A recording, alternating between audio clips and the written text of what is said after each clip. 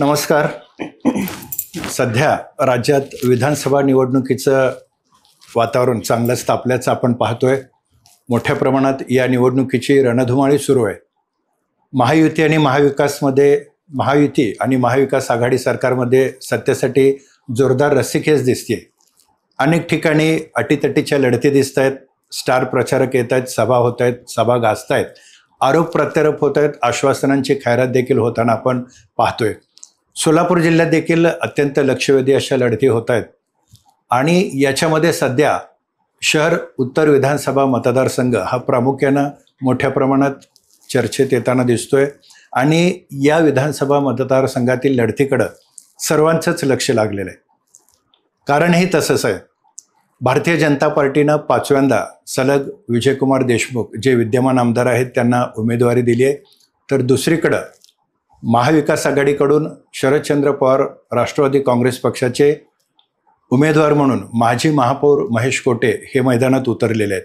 आणि सगळ्यात महत्त्वाचं म्हणजे या लढतीमध्ये अपक्ष म्हणून भारतीय जनता पार्टीच्या माजी महापौर शोभा बनशेट्टी यांनी एक मोठं आव्हान विजयकुमार देशमुख यांच्या पुढं उभं केलेलं आहे. बंडखोरी करून त्या या निवडणुकीत उतरलेल्या आहेत. खरं तर त्या 4 टर्म भारतीय जनता पार्टीच्या नगरसेविका होत्या. 2.5 वर्ष महापौर म्हणून त्यांनी काम केलं. लक्षवेधी असं काम त्यांनी त्यांच्या काळात केलं. असं असताना सुद्धा त्यांना बंडखोरी का करावी लागली? अपक्ष म्हणून त्या का मैदानात उतरल्या? आणि अपक्ष म्हणून मैदानात उतरल्यावर ते कोणते प्रश्न घेऊन जनतेसमोर जात आहेत आणि काय त्यांचा जाहीरनामा असणार आहे, कशा पद्धतीनं त्यांना सध्या प्रतिसाद मिळतोय, या संपूर्ण पार्श्वभूमीवर आज आपण शोभाताई बनशेट्टी यांच्याशी संवाद साधणार आहोत.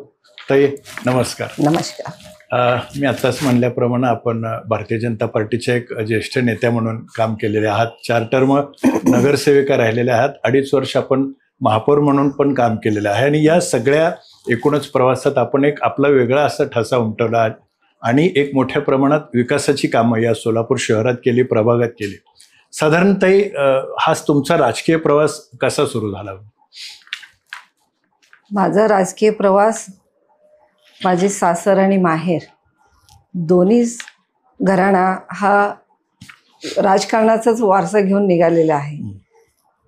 त्यामध्ये मी ज्यावेळेस माहेरी होते त्यावेळेस माझ्या वडिलांनी म्हणजे सिद्धरामप्पा पाटील त्या कशा पद्धतीने लोक वेगवेगळ्या विषय घेऊन त्यांच्याकडे यायचे आणि त्यांची जे काही प्रश्न आहे चांगल्या पद्धतीने ते सोडवत होते. आणि लहानपणापासून मी पाहत होते आणि मला पण आवड जरा होतच की गोरगरिबांचं लहान असलं तरी पण थोडंसं मला समाज सोडवायचं जरा प्रामाणिकपणाने माझं वाटचाल असायचं. आणि खारीचं वाटा म्हणून ज्या नोकरदार आहेत, ज्या काम करणारे व्यक्ती आहेत घरात आलेले, अशा ज्या शाळेत असताना अशा लोकांना मी मदत करायची. ते सगळे मी वडिलांकडूनच शिकलेले आहे. त्याच्यानंतर ज्यावेळेस सासरी ते पण घराणा राजकारणात. त्यानंतर माझे आजे सासरे बनशेट्टप्पा त्या जवळजवळ महापौर पण होत्या, नगर अध्यक्ष होत्या. त्यांचं सुद्धा काम मी पाहिलं की जेणेकरून ते लोकांचं जे काही काम करायचं पद्धत आणि त्यांची जे काही प्रश्न आहे ते रोज बाहेर जाऊन लोकांची समस्या सोडवायची, महापालिकेचे कामकाज कसे करायचे, हे सगळे मी खूप जवळून पाहिले. आणि मला पण आवड निर्माण झालं आणि माझी सुद्धा हा समाजसेवाचं काम सुरुवात झाली असं म्हणावं. आणि खरं पाहिलं तर आपण नगरसेविका म्हणून काम केलात. तब्बल 4 वेळा आपण नगरसेविका म्हणून निवडून आलात. आणि याशिवाय महापौर पद देखील आपण भूषवलं. आणि या तुमच्या संपूर्ण काळात तुम्ही एक चांगल्या पद्धतीनं कामकाज केलं, शहर विकासाला प्राधान्य दिलं, प्रभागातील विकासाला प्राधान्य दिलं. सध्या शहरात ज्या काही अडचणी आहेत किंवा ज्या काही समस्या आहेत त्या काय आहेत आणि कशा पद्धतीनं तुम्ही त्याच्याकडे पाहताय? तसं बघितलं तर शहरात समस्या भरपूर आहेत. पाण्याची समस्या आहेत, काही भागात 7 दिवसाआड पाणी येतं, काही भागात 8-9 दिवसात पाणी येतोय. आणि काही कचऱ्याचं समस्या आहे, लाईटची समस्या आहे, रोडची समस्या आहे, ड्रेनेजची समस्या आहे, भरपूर शहरात समस्या आहे, बेरोजगारीचं समस्या आहे. कुठं तर हे सोडवण्यासाठी मी पाण्याचा जो दुहेरी पाईपलाईन आहे ह्याच्याकडं लक्ष केंद्रित केले. आणि दुहेरी पाईपलाईनचं कारण पाणी हा महिला वर्गाला खूप महत्वाचं असतं. आणि त्यांची जे काम असते सुरुवात होते ते पाण्यापासून सुरुवात होते. आणि मी महिला असल्यामुळे मी त्या प्रोजेक्टमध्ये त्या समांतर जलवाहिनीच्या कामाला मी माझं थीम बनवलं की मी शहरासाठी काहीतरी करून दाखवणार. ह्या हिशोबाने या ठिकाणी मी कामकाज केले.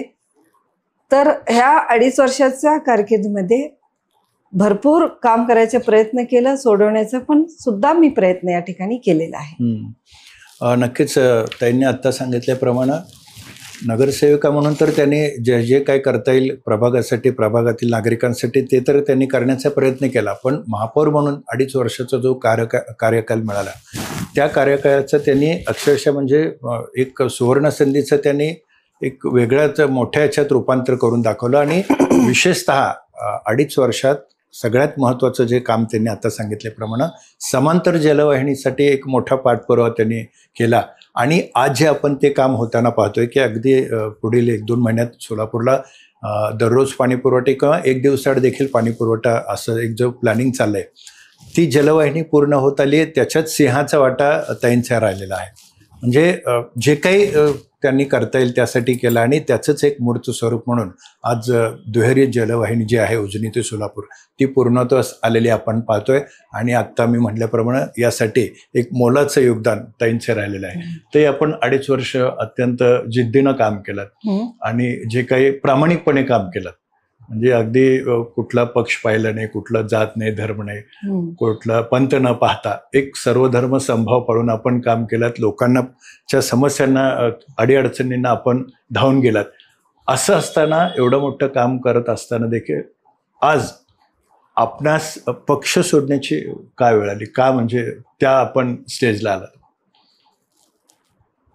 पक्ष सोडण्याची वेळ का आली म्हणजे ज्यावेळेस मी 2.5 वर्ष महापौर होते, म्हणजे जवळजवळ 4 टर्म नगरसेविका होते, ह्या सगळे काम करत असताना ज्या मला अनुभव आलं आणि इथले जे उमेदवार आहे, आमदार आहेत, ते पण 4 वेळा आमदार झाले, पालकमंत्री होत्या, त्यांच्या नाकारतापणामुळे त्यांच्या जे काही लोकांना माहितीच आहे, आपण काय त्याबद्दल बोलू शकत नाही, त्याच्यामुळे शहराचं काहीतरी विकास व्हावा, शहराचं काहीतरी हित व्हावं म्हणून ह्याच ठिकाणी मी बंडखोरी केली.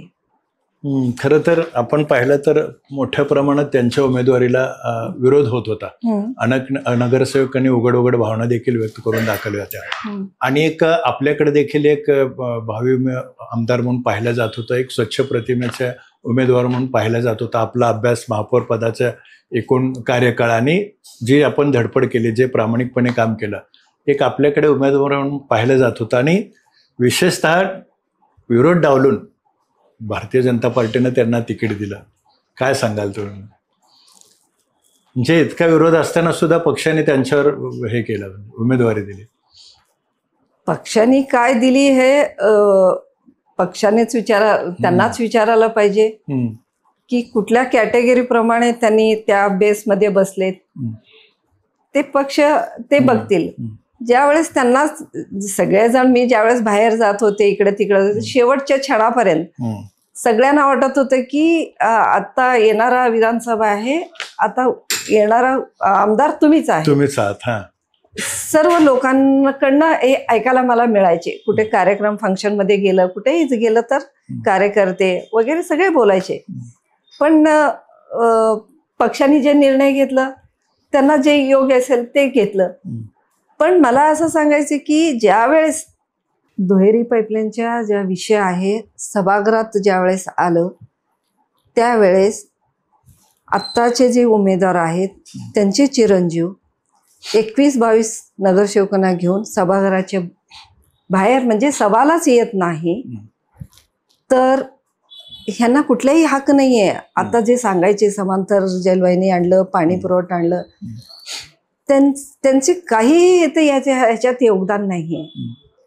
कारण ह्या विषय पडण्यासाठी त्यांनी काही लोकांना सांगितलं की मतदान घ्यावं सभागृहात, की आमच्या संख्याबळ नाही आहे, मतदान घ्यावं. विरोधकांनी मला मतदान मागितलं आणि ज्या वेळेस मतदान मागितलं माझे लगेच लक्षात आलं हा विषय पडण्यासारखं दिसतोय. त्यावेळेस मी सभा अर्धा तासासाठी तहकूब केलं. सर्व गटनेत्यांना माझं चेंबरमध्ये सर्वांना गटनेत्यांना बोलून घेतलं की त्यांना समजून सांगितलं की हा सोलापूर शहराचा पाणी पुरवठ्याचा विषय आहे आणि हा आत्ता जर राहिलं तर भविष्यात कधीही होऊ शकत नाही, खूप लांब होऊ शकतोय आणि खूप मोठ्या प्रमाणात सोलापूरला आधीच दुष्काळ म्हणतात, अजून आपण कुठलाही प्रोजेक्ट काही सोलापूरला यायला कोणी तयार होत नाहीये. तर त्यांची थोडीफार काही असते कामाची त्यात थोडीशी त्यांची दिली आणि मी हा विषय मंजूर करण्यासाठी 2 पाऊल मागे सरकले की त्यांची पण ऐकून घेतले आणि सभागृहात येऊन एकमताने हा विषय मी मंजूर करून घेतला. आणि अशा पद्धतीने ह्यांची कारभार या 2.5 वर्षात भयानक त्रास देणारा हा झालाय. आणि मला असं वाटतं की सोलापूर शहर बघितले, खालच्या ज्यावेळेस विषय सुरू असताना नगरसेवकांना घेऊन पळून जाणं, नगरसेवकाकडून डायसवर मी असताना शिव्यागाळी करायला लावणं, हे कितपत योग्य आहे? हे सोलापूरवासियांना हे सुसंस्कृत सोलापूर आहे, सिद्धारामेश्वरांची पावननगरी आहे. अशा महिलेला तुम्ही एक खानदानी महिला त्या चेअरवर बसली आहे आणि पूर्ण सोलापूर शहराचे तिने कारभार पाहतीये आणि तुम्ही डायस समोर येऊन शिवेगाळी करताय, ह्या कुठपर्यंत योग्य आहे? हा कुठला संस्कार आहे? बरोबर. हा शिवाजी महाराजांचा, हा छत्रपती शिवाजी महाराजांचा हा महाराष्ट्र आहे. महाराजांनी असे नाही शिकवलं, महिलांना सन्मान करायचं शिकवलेलं आहे. आणि ह्या नाकर्तापणामुळे मी या ठिकाणी बंडखोरी केली की आमच्या पक्षात असे नव्हते अगोदर, एक शिस्तबद्ध पक्ष होता, पण कुठं तर ते बाजूला सारत गेलं असं मला म्हणायला काय हरकत नाही. एक महिला म्हणून आपली एक इमेज अत्यंत चांगल्या पद्धतीने समोर येत होती. एक महिला महापौर म्हणून आपण जितकं काही शहरासाठी करता येईल करत होतात आणि विशेषतः समांतर जलवाहिनीसाठी आपण इतका मोठा पाठपुरावा करून ती प्रत्यक्षात आणली, त्याचं श्रेय किंवा इतर कामांचं श्रेय तुम्हाला जाऊ नये म्हणून जो एक वारंवार त्रास देण्याचा प्रयत्न केला गेला असं एक सांगितलं जातं. त्यांना नेहमी 20 वर्षापर्यंत हेच करत आलेले आहेत, कुणाच्याच लक्षात आलेलं नाही की कोणीही त्यांच्या बरोबर कॉम्पिटिशनला येऊ नये. आणि सगळे जे जुने कार्यकर्ते सगळ्यांना बाजूला सारून ठेवलेले आहेत. जे नवीन नवीन तुम्ही बघताय, नवीन नवीन चेअर आहेत सगळे सभागृहात येणारे.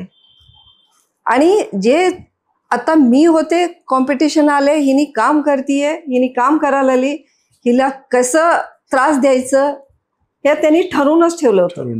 ज्यावेळेस शिवेगाळी केलं तर त्या व्यक्तीला पुन्हा एकदा त्याने सभागृह नेता करतात, स्टँडिंग कमिटीचे चेअरमन करतात, कारण ह्यांनी बनशेट्टीला एक महिलाला शिव्या दिली म्हणून त्यांना बोनस म्हणून त्यांनी ह्या सगळे प्रकारचे करतायत. मग हे कुठली संस्कार आहे? हे ह्या महाराष्ट्रामध्ये ह्या पक्षाच्या ह्याच्यामध्ये बसणारा नाही. ही व्यक्ती जर पुढे गेली तर ही कॉम्पिटिशन लिहू शकते. अशा जो डोक्यात घेऊन हे चालवत गेलं.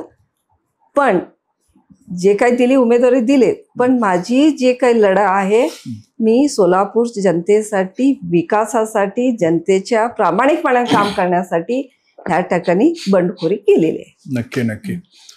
आता म्हणल्याप्रमाणे की खरं तर एका प्रामाणिकपणे आणि निस्वार्थी भावनेनं महापौर पदाची जी संधी मिळाली होती त्या संधीचं सोनं करण्याच्या दृष्टीने आणि सोलापूर शहराला शहरातल्या नागरिकांना न्याय देण्याच्या दृष्टीनं त्यांनी काम केलं. पण टप्प्याटप्प्याला त्यांना सातत्यानं कोणत्या ना कोणत्या कारणानं त्यांना एक त्रास देण्याचा प्रयत्न केला. कशा पद्धतीनं त्यांना त्यांच्या कामात अडचणी आणता येतील, कशा पद्धतीनं त्यांची अडवणूक होईल यावर एक सातत्यानं भर दिला गेला असं एक आत्ता त्यांनी सांगितलं. तरीसुद्धा त्यांनी कोणत्याही अडचणींना एक काय म्हणतात कुठल्याही आव्हानांना त्यांनी सामोरं जाताना स्पष्टपणे निर्भीडपणे सामोरं जाताना जे काम एक दुहेरी पाईपलाईनचं होतं ते काम पूर्ण करून दाखवलं. शिवाय ज्या काही अडचणी असतील त्याच्यावर मात करून त्या समर्थपणे या सगळ्यांना सामोरं गेल्या. आणि म्हणूनच आज एक शहराची तळमळ आहे, एक विकासाची एक ध्यास आहे, म्हणून मी बंडखोरी केली आणि मैदानात उतरले असं आता ताईंनी सांगितलं. ताई गेले 4 टर्म ते आमदार राहिले. खरं तर त्यांना खूप काही करता आलं असतं. विशेषतः ते मंत्री होते, पालकमंत्री होते सोलापूर जिल्ह्याचे. असं असताना एक भरीव कामगिरी किंवा भरीव काम जे त्यांच्या हातून व्हावं ते होताना दिसलेलं नाही किंवा या उत्तर विधानसभा मतदारसंघात असं कोणतेही एक जे लक्षवेधी काम झालेलं नाही असं एक आरोप केला जातो. काय सांगाल तुम्ही? हे जनतेला सगळ्यांनाच माहिती आहे. ठोस काही कामच नाहीये. आणि जे मी काम केलेलं आहे ते परवाच एक सभा झाली, सभेमध्ये पण सांगितले दुहेरी पाईपलाईन झालेला आहे. 90% थोडेच किलोमीटरवर राहिलेलं आहे, 3 का 4 किलोमीटर राहिलेलं आहे. पुढच्या काळात आम्ही 2 दिवसाआड 1 दिवसाआड पाणी पुरवठा करू. त्यांचा हक नाही आहे, हे त्यांचं सांगायचा हक नाही आहे. हे मी केलेलं काम आहे आणि मी केले म्हणूनच सांगणार आहे. बरोबर. आणि कचऱ्याचं व्यवस्थापन आहे. आपण ज्या कचऱ्याचं टेंडर आपण रद्द केलं हे सर्वांना पत्रकारांना सगळ्यांना माहिती आहे. ते बंद करून मी महापालिकेला वर्क करून घेतले, प्रशासनाकडून वर्क करून घेतले. त्याची योजना या ठिकाणी राबवलं गेलं. मग त्या घंटागाडीचं सोय करण्यात आलं, त्याच्यावर कर्मचारी नेमण्यात आलं. कारण डम्पिंग स्टेशन आहे, सगळे कचऱ्याचं व्यवस्था व्यवस्थित लागलेलं होतं सोलापूर शहरात. आणि डम्पिंग स्टेशन 4 डम्पिंग स्टेशन होते.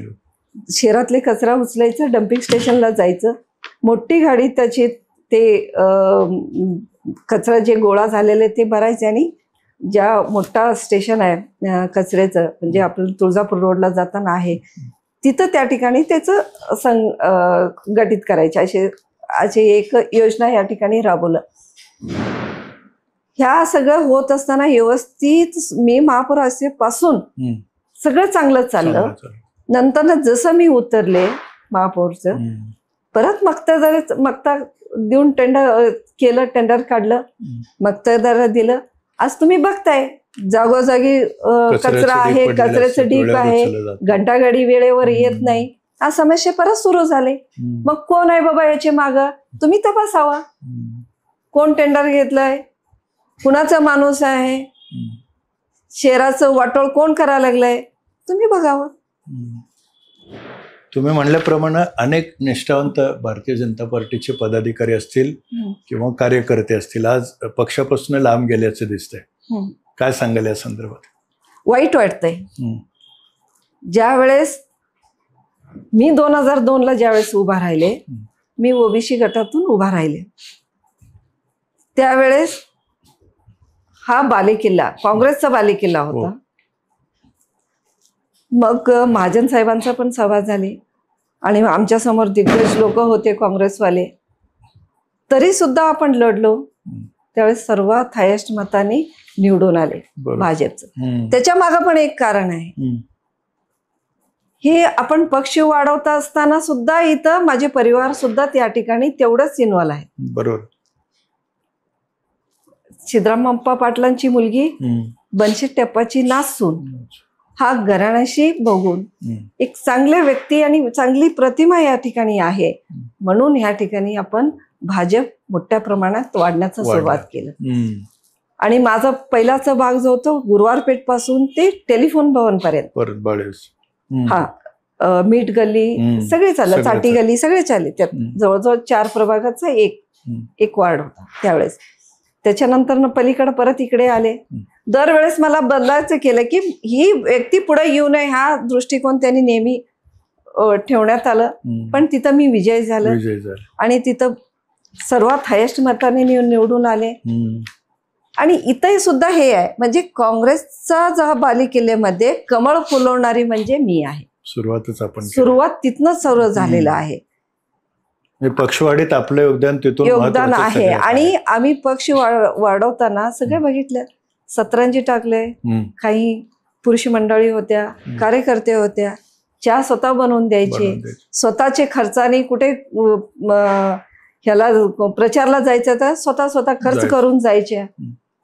आणि 15 ऑगस्ट म्हणा, 26 जानेवारी असेल, आम्ही सगळे मानधन आपण एकट करून हा 15 ऑगस्ट, 26 जानेवारी, 1 मे हा सगळे दिन आपण साजरा करायचे.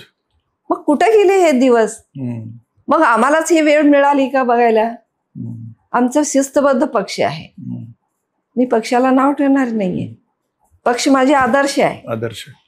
मी पक्षाचं मी एकही मी वाईट बोलणार नाही, कारण पक्ष माझे आदर्श आहे. कुठं तर हरवत गेलेले ह्या खालच्या माणसांनी हरवलेले आहेत, त्यांना दूर ठेवलेलं आहेत. तर कुठं तर ह्या सर्वांना न्याय मिळावं म्हणून आज कोण तर डेअरिंग करायला पाहिजे, कोण तर पुढे यायला पाहिजे, कोण तर बोललं पाहिजे, म्हणून आज मी हा म्हणजे व्यक्तिद्वेषाचं राजकारण सातत्याने केलं गेलं. आणि मी ह्या ठिकाणी बाहेर पडले आणि माझा पक्ष माझा आदर्श आहे. आदर्श. ते आणखी एक की मंत्रिपदाचा त्यांचा जो काळ होता त्याचा एक खूप चांगला उपयोग सोलापूर शहरासाठी करता आला असता असं एक म्हटलं जातं, किंवा पालकमंत्री पदाची एवढी मोठी एक जबाबदारी आली होती, त्याचा कुठेही उपयोग झालेला दिसत नाही असं एक आरोप सातत्यानं आपण होताना पाहतोय. काय सांगाल तुम्ही? म्हणजे मंत्रिपद असून सुद्धा ते काही करू शकले नाहीत असं एक सांगितलं जातं. अहो, तुम्हाला माहिती आहे का त्यांच्याकडे किती खाते होते, किती मंत्रीपद होते? पालकमंत्री तर होते. आणि त्यांनी जिल्ह्यात कुठे कुठे गेले, कुठे कुठे कामं केले, तोच सांगावं, जनतेला सांगावं. आम्हाला पण नाही का सांगू, जनतेसमोर या, जनतेसमोर सांगा की मी हे काम केले, हे ठोस काम केले, सांगायला पाहिजे होतं. मग आमचं दुर्दैव आहे सोलापूर शहरांच्या नागरिकांचं, आमच्या सर्वांचेच, की सगळे पद भोगून सगळे मंत्री येऊन सोलापूरसाठी आपण काही करू शकलं नाही. मग त्यांनाच काय वाटतंय त्यांनाच माहिती. एखादा चांगला युवकांसाठी किंवा बेरोजगारांसाठी उद्योग आणता आला असता, शहर विकासासाठी बऱ्याच काही चालना देण्यासाठी गोष्टी करता येऊ शकल्या असत्या. खरं तर केलं असतं, करणाऱ्यांना पण करू दिलं नाही. हे पहिला मोठे फॅक्ट आहे त्यांचं. करणाऱ्यांना सुद्धा करू दिलं नाही. आमचे सर्व कार्यकर्ते शिकवले आणि आपल्याला डावलून आता सगळं हे होत. मग कुठं तर हे सोलापूर जनतानी विचार केला पाहिजे. 20 वर्ष डोळे झाकून आपण निवडून देतो. आपण हिंदू आहे, त्यांनी पण हिंदू आहेत, आम्ही पण हिंदू आहोत. ह्याच्यावर राजकारण करू नये असं मला वाटतंय. ते आणखी एक याच्यात महत्वाचा मुद्दा की स्मार्ट सिटी जे सोलापूरला झाले, स्मार्ट सिटीचे अनेक कामं झाले आणि विशेषतः स्मार्ट सिटीची कामं होत असताना, मोठ्या प्रमाणात निधी आलेला असताना स्मार्ट सिटीची कामं निकृष्ट दर्जाची होत आहेत आणि याबद्दलच त्यांनी स्वतः तक्रार केली. हे किती दुर्दैव असेल ना. त्यावेळेस स्मार्ट सिटी मुद्दा समोर येतो. हो, ज्यावेळेस मी महापौर झाले ते जवळजवळ स्मार्ट सिटीमध्ये मला ते अंमलात आणण्याला जवळजवळ 4-5 महिने गेले. मी पक्षाचे वरिष्ठांचं मी या ठिकाणी भेट घेतली. त्यांना सांगितलं की सोलापूर शहर स्मार्ट सिटीमध्ये आहे. आश्चर्य झाले होते त्यांनी पण मान्य करायला पाहिजे मी हे बोललेलं वाक्य. हे स्मार्ट शहर आहे म्हणजे त्यांनी म्हणजे मला माहीतच नाही की स्मार्ट सिटीमध्ये आहे. एवढे बजेट आहेत त्याला, आपण खूप चांगलं काम उभं करू शकतो. तर त्यांनी सांगितले की काय काय करायला पाहिजे. म्हणजे चांगले अधिकारी मला द्या. चांगल्या अधिकारी जोपर्यंत स्टार्ट होत नाही, चांगल्या अधिकारी येणं खूप गरजेचं आहे. इथं पहिला जो अधिकारी होता स्मार्ट सिटीचं बघत होता तो तेली म्हणून होता. त्याला भरपूर पंढरपूर इकडं तिकडं भरपूर त्याचे काम असायचं, ह्याच्याकडे तो दुर्लक्षच करत होता.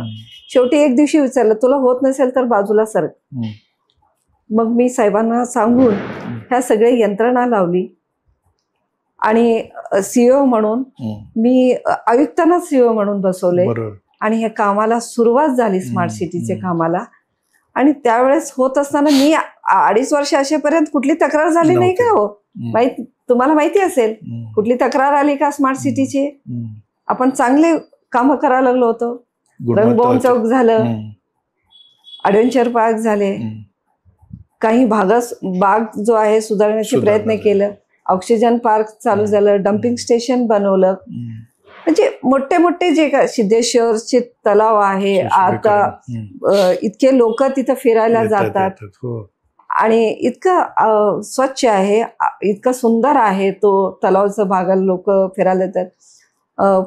पार्क मैदान आहे, स्टेडियम आहे, आता रणजी होतात तिथे पार्क मैदानावर. अनेक सामने मिळतात, अधिक सामने आता व्हायला सुरुवात झाली.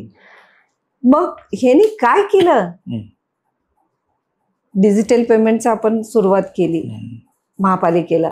लोक रांगे उभा राहायचे, त्यावेळेस ते सुरुवात झालं. असे बरेचसे काम आपण सुरुवात केलं स्मार्ट सिटी माध्यमातून. ह्याची श्रेय त्यांनी घेऊ शकत नाही. नंतर ह्याच्या नंतरचं मी तुम्हाला सांगते, ज्या वेळेस मी 2.5 वर्ष संपलं, महापौर संपलं, खाली उतरले, ह्यांनी शहराचं आणि स्मार्ट सिटीचं बट्ट्याबोळ करून टाकलं. विशिष्ट लोकांनाच कॉन्ट्रॅक्ट दिले आणि आजूबाजू नावं घेत नाही, तुम्हाला सगळ्यांना माहिती आहे. आणि हा स्मार्ट सिटी आता तुम्हाला बघतंय, कुठं कुठं तुम्हाला दिसतंय सगळं काय झालं, काम सगळे. निष्कृत इतकं भयानक आणि इतकं घाणेरडपणा हा स्मार्ट सिटीचं काम झालेलं आहे.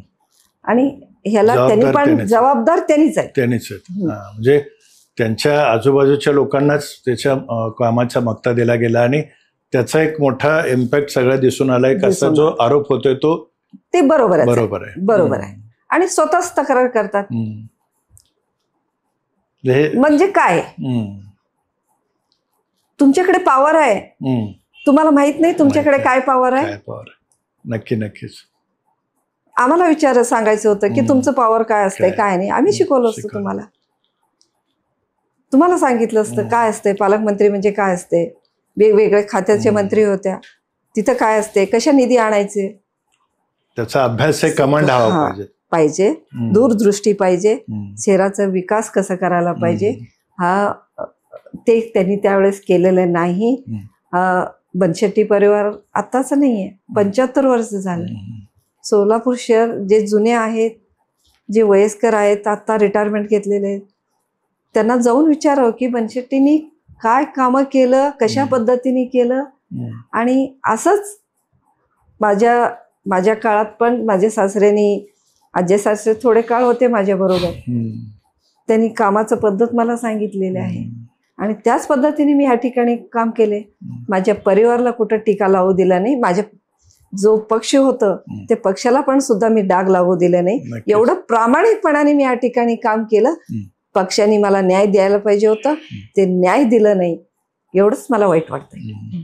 ते आता आपण या सगळ्या पार्श्वभूमीवर आपण बंडखोरी केलात आणि आज अपक्ष म्हणून तुम्ही या मैदानात उतरलेला आहात लढतीत आणि संपूर्ण जिल्ह्याचं या लढतीकडे लक्ष लागलंय.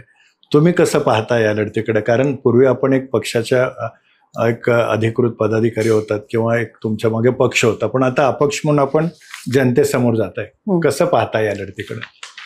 जनतेसमोर मी जात असताना चांगलं रिस्पॉन्स आहे. त्यांनी स्वतः ते लोक म्हणतायत की उमेदवार तुम्हालाच मिळायला पाहिजे होतं, ते दिलं नाही, नेमकं काय कारण आहे विचारतायत लोक. म्हणजे काय कारण असणार आहे ह्याच्यामध्ये, तर ते पक्षच सांगावं लागेल, मी सांगू शकत नाही. मी सोलापूरच्या जनतेसाठी, विकासासाठी मी आज मैदानात उतरले की परत आपण खूप मागं जातो. अगोदरच 20 वर्ष देऊन खूपच मागं गेलो, अजून मागं जाऊ नये म्हणून मी या ठिकाणी बंडखोरी केली. ह्या सोलापूर शहरात सुजाण नागरिक आहेत, शिकलेले आहेत, सर्व त्यांना कळतोय. नक्कीच मला या ठिकाणी न्याय देतील. साधारणतः तुमचं काय विजन असणार आहे या मतदारसंघासाठी, की मला या मतदारसंघासाठी हे कामं व्हायला अपेक्षित होती, ती झाली नाहीत, आता मी ती करणार आहे, म्हणजे काय जाहीरनामा असणार आहे तुमचं? साधारण माझं जाहीरनामा तर तुम्हाला असणार आहे, जे जे रखडलेले कामं आहेत, ते दुहेरी पाईपलाईन आहेत, काही स्मार्ट सिटी मधलं काम आहेत, ते पूर्ण करायचे आहे. आणि विशेष बोरामणी विमानतळ आहे, कार्गो हब, त्याला पूर्ण करून घ्यायची आहे मला. ज्यावेळेस कार्गो हब सुरू होईल त्यावेळेस सोलापूरची प्रगती खूप मोठ्या प्रमाणात वाढणार आहे. कारण त्याच्याबरोबर इंडस्ट्री एरिया सुद्धा येणार, बरोबर, दळणवळण सुरुवात होईल, ट्रान्सपोर्टेशन चांगल्या पद्धतीने चालू होईल. आणि त्याचबरोबर ज्या आपण मशिनरी म्हणतो त्याच्या सुद्धा कंपन्या येतील. ज्या आमचे मुलं आहेत, सोलापूर शहरातले जे मुलं आहेत ते बाहेर पुणे मुंबईला जाऊन शिकतायत, इंजिनियर आहेत, मेकॅनिकल इंजिनियर आहेत, ते बाहेर जाऊन शिकतात, ते परत सोलापुरात येईल आणि सोलापूरचे परत वैभव वाढतील असं माझं आहे. आणि त्याच्यानंतर ज्यावेळेस वर सत्ता तर त्रिशंकू येणार आहे, अपक्ष उमेदवारांचं खूप महत्व असणार आहे. आणि माझं विजन एकच असणार आहे, मला खात्री आहे मी निवडून येणार. निवडून आल्यावर एकच प्रश्न मी त्यांच्या समोर मांडणार आहे की सोलापूरच्या जे रखडलेलं कामं पूर्ण व्हायला पाहिजे. बोरामणी विमान कार्गो हब लवकरात सुरुवात व्हायला पाहिजे, ते पण 1 वर्षाचे हात. हे अटी त्यांच्याकडे मान्य असेल तर त्या पक्षाकडे मी त्या बाजूनी जाणार आहे. जर त्यांनी 1 वर्षाच्या आत जर हे कामं नाही केलं तर मी बाजूला सरकणार आहे. आणि मी कुठल्याही अपेक्षा नाही करता की मला मंत्रिपद पाहिजे, मला हे पाहिजे ते पाहिजे, नाही. मला फक्त एवढं कामं मला सोलापूर शहरासाठी करायचं आहे. नक्कीच मला या ठिकाणी न्याय मिळेल. ते खरं पाहिलं तर जेव्हा आपण अपक्ष उभारण्याचा निर्णय घेतला आणि त्यावेळी खूप मोठ्या प्रमाणात चर्चा झाली आणि तुमच्या भूमिकेकडे खरं तर सगळ्याच राजकीय पक्षांचं लक्ष होतं. आणि असं ऐकण्यात आले की अनेक राजकीय पक्षांच्या ऑफर तुम्हाला होत्या की ताई तुम्ही आमच्याकडून लढा, तुम्ही अपक्ष उभारण्याऐवजी आमच्याकडून लढा, तरी देखील आपण अपक्ष उभारण्याचा निर्णय घेतला. काय सांगाल? ज्यावेळेस मी उमेदवारी दाखल करायचं होतं, सगळं ठरलेलंच होता, तर बरेच पक्षाकडून ऑफर आले की आमच्या पक्षाकडून उभा राहा. पण मी भारतीय जनता पार्टीच्या संस्कारांनी वाढलेली आणि ते पक्ष माझा आदर्श आहे, त्याच्यामुळे मी कुठल्या पक्षाचं मी स्वीकार नाही केलं.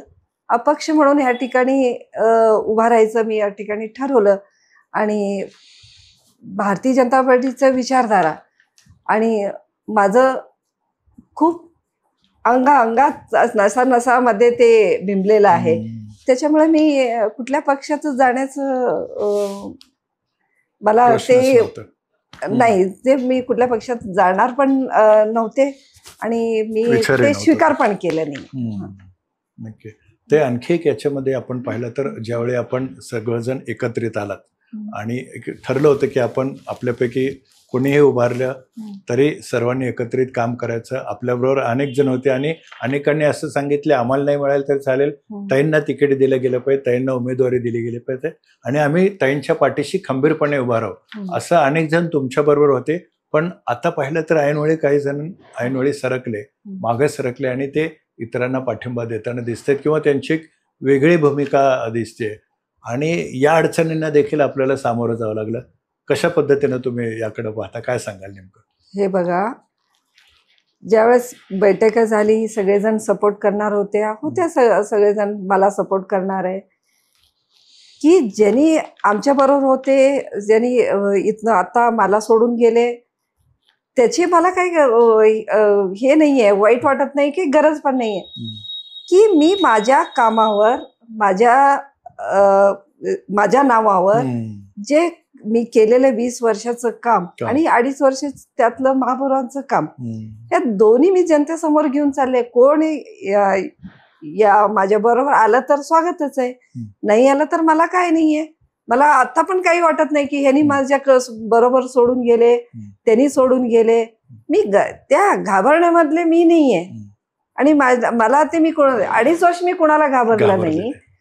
अशा घाबरून घरी बसणारी बाई मी नाहीये. अनेक संकटांचे बरेच संकटाची मी समोर गेली आहे. आणि मी हे पण समोर घेणार. आणि सुजाण नागरिक आहेत सोलापुरात, नक्कीच ह्या सगळ्या कामाचं पावती नक्कीच मला येणाऱ्या 20 तारखेला नक्कीच मला देतील. आणि मला खात्री आहे एक लाडकी बहीण आणि माझे एक भगिनीला नक्कीच मतदान करतील असे या ठिकाणी मला वाटतं. तर या सगळ्या पार्श्वभूमीवर मतदारसंघातील जनतेला काय आवाहन कराल आपण? मी सोलापूर शहर उत्तर मतदारसंघातून मी उभी आहे. आणि माझं चिन्ह आहे चिमणी, कारखान्याची चिमणी. आणि ह्या मतदारसंघातून जवळजवळ सगळे पुरुष मंडळी आहेत. मी फक्त महिला आहे त्या ठिकाणी. आणि माझ्या सर्व लाडक्या बहिणींनी मला निवडून देतील. कारण ह्याच्या मागं ज्यावेळेस तुमच्या समोर ह्या उमेदवार येईल की मतं मागण्यासाठी, तुम्ही पुढे काय करणार आहे हे न विचारता तुम्ही त्यांना विचारा की आधी काय केलं. आणि जर सांगता नाही आलं तर माझंही कामाचं आधी मी केले, मग आता मी तुम्हाला सांगते. तुम्ही पहिला माझं जे काही काम आहे पहिला तुम्ही त्याची उजळणी करा आणि तुम्ही पहा, मग मला मतदान करा. आणि तुम्ही सर्वांनी लाडकी बहीण आहेत आणि तुम्ही एका महिला भगिनीला नक्कीच या ठिकाणी निवडून आणाल. आणि माझं चिन्ह आहे कारखान्याची चिमणी. आणि येत्या 20 तारखेला नक्कीच बहुमताने विजय करणार हे मला खात्री आहे. आणि तुमचं जो काही सोलापूर शहराचं जे काही कामं अर्धवट आहे पूर्ण करण्यासाठी नक्कीच तुम्ही मला निवडून देताल अशा अपेक्षा व्यक्त करते. इथंच थांबते. निश्चितच माजी महापौर शोभाताई बनशेट्टी यांनी एक आपली अत्यंत चांगल्या पद्धतीने भूमिका स्पष्ट केली. खरं तर मी समाजकारणात असेल, राजकारणात असेल, भारतीय जनता पार्टीचा आदर्श डोळ्यासमोर ठेवून अत्यंत तळमळीनं काम केलं.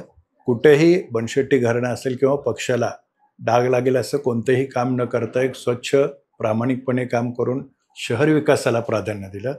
असं असताना सुद्धा पावलोपावली जाणीवपूर्वक मला त्रास देण्याचा प्रयत्न केला गेला, अडचणी या निर्माण करण्याचा प्रयत्न केला. या सर्वांवर मात करून मी समर्थपणे एक महिला महापौर म्हणून काम करून सिद्ध करून दाखवलं. आणि मला पक्षाला काही बोलायचं नाही, पक्षाला मला नावं ठेवायची नाही, तर जी एक निष्क्रिय प्रवृत्ती या मतदारसंघात दिसते, जे एक लोकप्रतिनिधी म्हणून जे काम करायला हवं होतं ते न केल्यामुळं एक विरोध म्हणून आणि मला एक काहीतरी या सोलापूर शहरासाठी करून दाखवायचं आहे. आधी मी केलेलं आहे. 4 टर्म नगरसेविका म्हणून मी एक काम करून दाखवलं, महापौर म्हणून काम करून दाखवलं. आणि या केलेल्या कामाच्या बळावरच मी आज अपक्ष म्हणून मैदानात उतरते. आणि जो प्रतिसाद आज महिला वर्ग असतील किंवा सर्वच वयोगटातून आज त्यांना मिळतोय, सर्व जाती धर्मातून त्यांना एक प्रतिसाद मिळतोय, ते पाहता मी अपक्ष म्हणून नक्की निवडून येईन. आणि निवडून आल्यावर जी वरची एकूणच साधारण आत्ताची एक स्थिती दिसते ते एक त्रिशंकू सरकार येण्याची शक्यता आहे. आणि मी अशा सरकारला तिथं मी एक सपोर्ट करेन जिथं मला एक सोलापूरच्या विकासाला जे प्राधान्य देतील, माझे जे काही प्रश्न मी सोलापूर शहरासाठी घेऊन जाते त्याला जे सरकार प्राधान्य देईल त्याला मी पाठिंबा देणार आहे. आणि सगळ्यात महत्त्वाचं बोरामणी विमानतळ विकास कसा होईल याला माझं प्राधान्य राहणार आहे. आणि एक जर बोरामणी विमानतळ सुरू झालं तर निश्चितच पुढील संपूर्ण सोलापूर शहराचं चित्र बदलेल. अर्थात पूर्वी एक असं म्हटलं जायचं की सोलापुरातून सोन्याचा धूर निघायचा, असं वैभव जे सोलापूरला होतं तेच गतवैभव या सोलापूर शहराला मला करून दाखवायचं आहे. आणि जनता निश्चित माझ्या पाठीशी आहे, लाडक्या बहिणी माझ्या पाठीशी आहे. आणि निश्चितच जनता मला आशीर्वाद देईन. आणि या आशीर्वादावर मी अपक्ष म्हणून निवडून येईन, एक इतिहास घडवून दाखवेल आणि सोलापूरचा विकास करेन असं माजी महापौर शोभाताई बनशेट्टी यांनी सांगितलेलं आहे. आणि हे निश्चितच सर्वांनी विचार करण्यायोग्य आणि चिंतन करण्यायोग्य आहे.